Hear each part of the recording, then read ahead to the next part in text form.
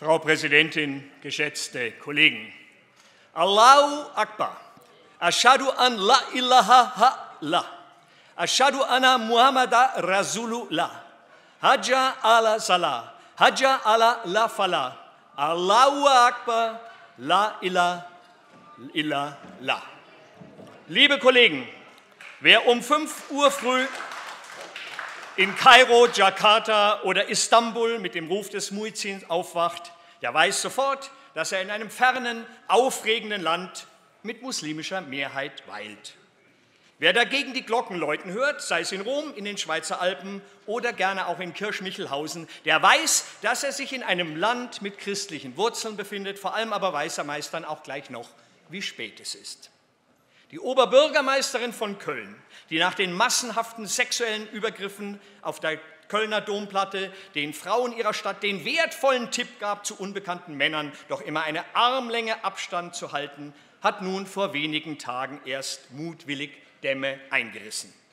Wie so viele Politiker in unserem Lande, die keine Ahnung haben, wovon sie sprechen, die sich zumindest außerhalb der 5-Sterne-Hotels auch noch nie wirklich in einem vom Islam dominierten Land aufgehalten haben, hat sie sich mit einer Naivität für den Ruf des Muezzin ausgesprochen, die einfach nur erschreckend ist und sich damit eingereiht in eine Riege von Islamverharmlosern, denen man eigentlich allen wünschen müsste, dass sie auch einmal unter der Scharia zu leben hätten. Aber selbstverständlich wünscht kein freundlicher AfD-Politiker anderen Menschen ein so hartes Schicksal.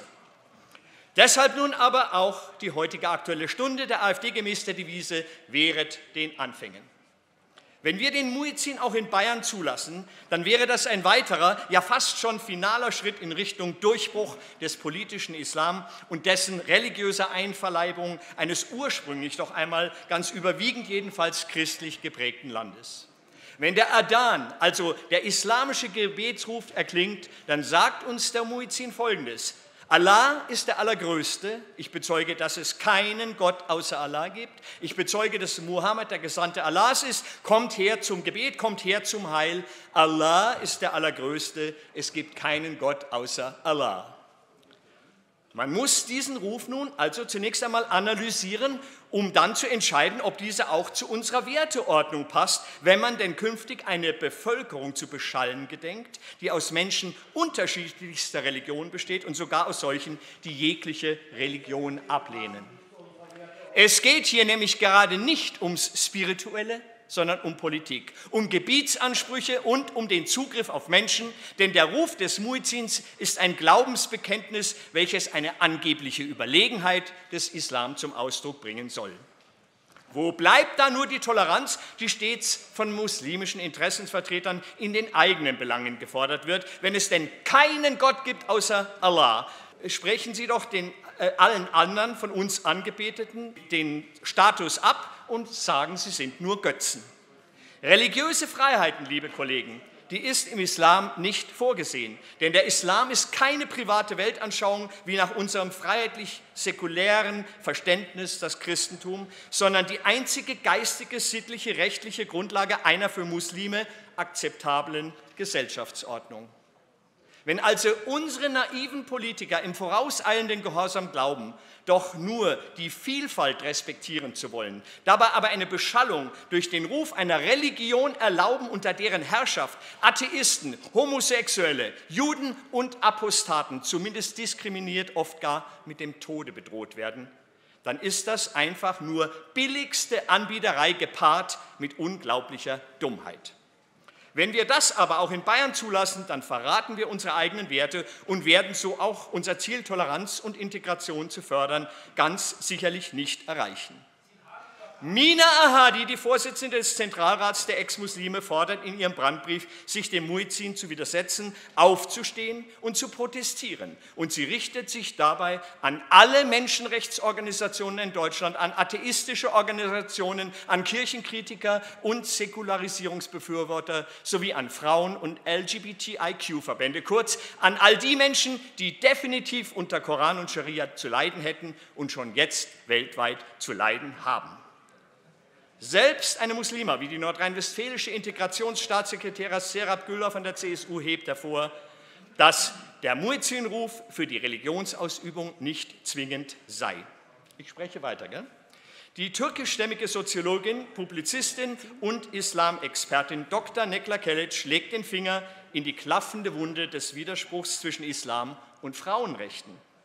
Wenn Allahu Akbar gerufen wird, kommen Männer zusammen, Männer, die ihre Frauen zu Hause haben. Diese Frauen haben aber laut der Männer keinen Platz in der Öffentlichkeit. Daher auch das Kopftuch, falls sie sich doch in der Öffentlichkeit bewegen sollten. Und die Rechtsanwältin und Moscheegründerin Seren Ateş äußert sich auf Twitter zu dem schiefen Vergleich mit dem Glockengeläut wie folgt: Kirchenglocken dürfen auch von Frauen geläutet werden.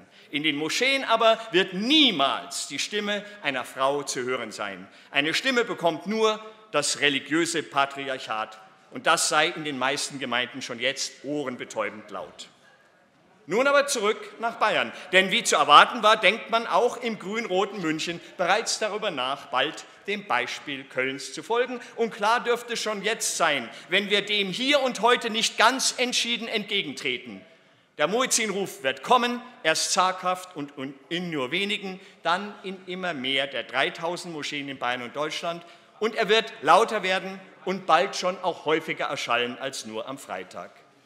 Wenn sich der Herr Innenminister diesbezüglich aber lediglich mit Argumenten aus dem Baurecht und dem Emissionsschutzrecht aus der Verantwortung für ein klares Nein stehlen möchte, dann sollten wir alle ihm das heute nicht durchgehen lassen. Und offen gestanden, ein von der überwiegenden Mehrheit der Bevölkerung gewünschtes Verbot des Muezzinrufs am Ende nur über den Umweg der Lärmbelästigung durchzusetzen, ist auch wirklich unangemessen.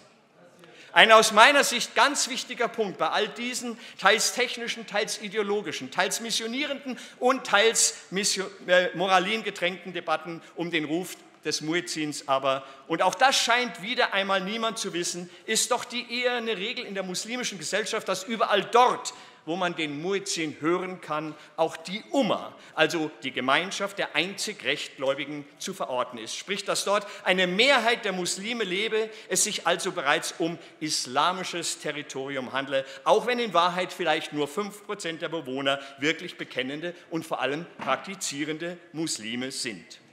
Meine Sichtweise bestätigt der Integrationsexperte Ahmad Mansour. Hier geht es nicht um Religionsfreiheit oder Vielfalt, wie stets gerne behauptet wird, sondern die Moscheebetreiber zelebrieren den Muezzinruf als Machtdemonstration über ihr Stadtviertel. Die so beglückten Muslime fühlen sich damit aber doch nur gestärkt in ihrer Parallelgesellschaft und werden einen Teufel tun, auf die Mehrheitsgesellschaft zuzugehen. Sich dem Herrschaftsanspruch des politischen Islam zu widersetzen, ist somit praktizierter Verfassungsschutz. Denn Islam bedeutet Unterwerfung, auch die unserer weltlichen Gesetze und sogar die der allgemeinen Menschenrechte unter Koran und Scharia, die eben gerade keine Religionsfreiheit akzeptieren und somit klar gegen Artikel 4 Grundgesetz verstoßen. Lassen Sie es in Bayern bitte nicht zu weit kommen, geschätzte Kollegen. Lassen Sie sich nicht täuschen, bleiben Sie einmal standhaft und machen Sie von diesem Plenum aus zeitnah allen Gemeinden und Städten in Bayern mit einer Resolution klar, dass der Muezzin hier nicht rufen darf. Zumindest nicht, bevor der Change of Majority eingetreten ist, sprich bis mehr als 50% der Bürger im Land dem Islam angehören. Denn dann ändert sich ohnehin alles. Ganz sicherlich zur großen Freude der Töchter und Enkelinnen der Kollegen von Grünen und SPD. Bis dahin aber vertreten wir als AfD die Mehrheit der 76% der Bevölkerung in Deutschland, die einen Muezzinruf in unserem Lande nicht wünscht. Inshallah.